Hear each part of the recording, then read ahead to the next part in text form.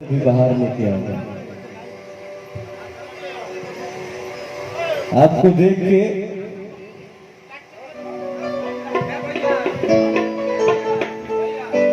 Yes brother,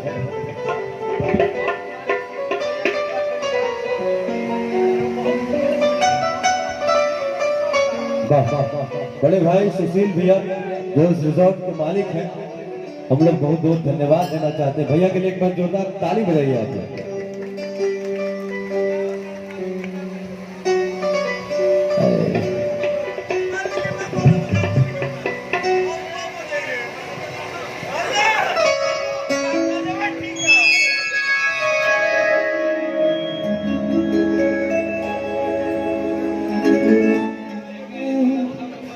एक जन हमारे से कहा नहीं बता देना, अरे पूछा जा कि क्या कहली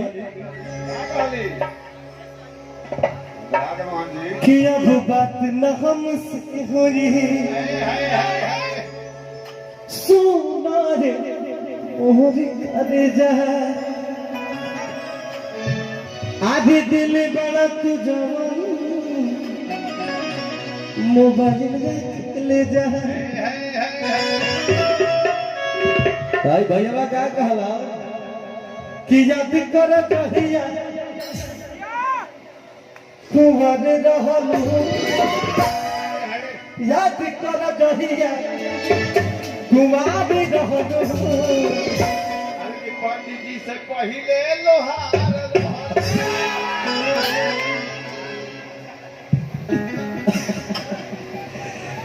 अरे बाप रे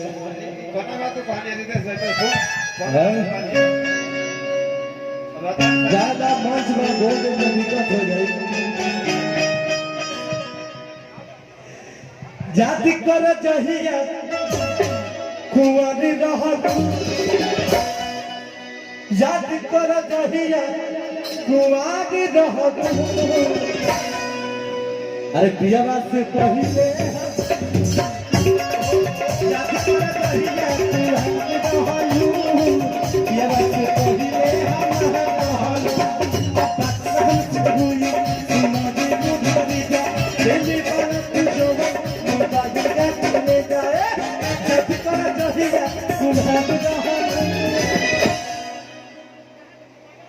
पंडित जी से पहले मिलत रोज बसवार रहलू, थोड़ा कहीं कर कपार रहलू। पिया से पहले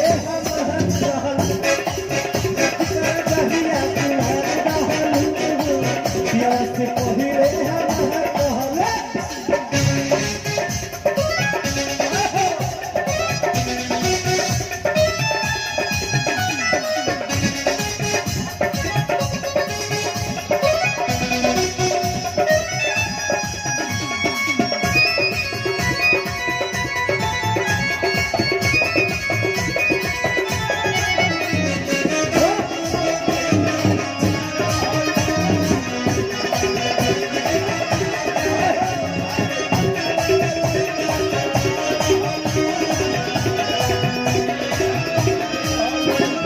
उस दिन याद करो जब तुम नौवा में पढ़त रहो, हम बसा मेहनत में ध्यान कर। उस दिन याद करो जब तुम नौवा में पढ़त रहो, हम दसवा में हाई स्कूल के पिछुआरी हम लोग की मुलाकात होत रहे। भाई रहे प्यारी जब रहलू न धन हो, तारा के तो इधर कुछ धरैला पर कुछ कहत रहो, नाम तारा पता रहे। भाई रहे प्यारी जब रहलू न धन हो,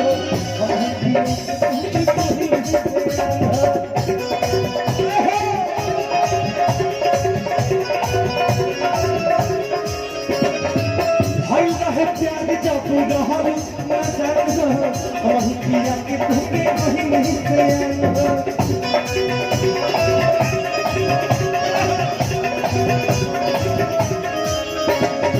खुशी लावत है